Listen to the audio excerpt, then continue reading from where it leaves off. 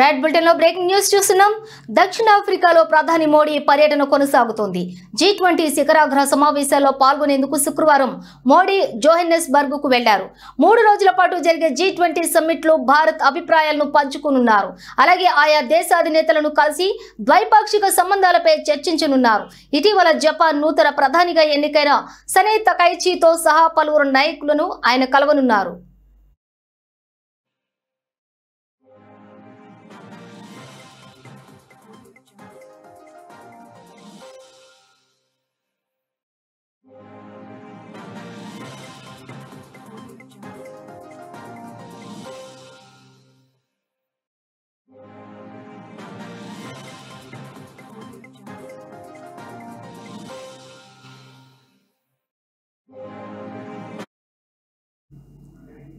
ఇక ఈ పర్యటనలో భాగంగా ప్రధాని మోడీ శుక్రవారం భారత సంతతికి చెందిన టెక్ వ్యవస్థాపకులతోటి సమావేశమయ్యారు.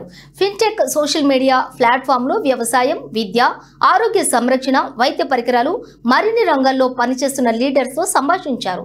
భారతదేశంతో సంబంధాన్ని మరింతగా పెంచుకోవాలని, మన ప్రజలతో దగ్గరగా పనిచేయాలని టెక్ దిగ్గజాలకు మోడీ పిలుపునిచ్చారు.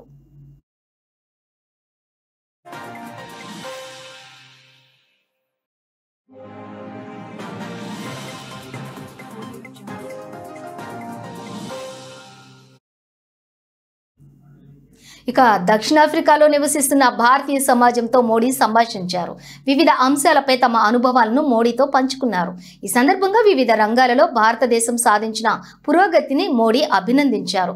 ఇక యోగా, ఆయుర్వేదం వంటి అభ్యాసాలతో సహా దక్షిణాఫ్రికా ప్రజల్లో భారతీయ సంస్కృతికి ప్రజాదరణ పెంచాలని మోడీ కోరారు.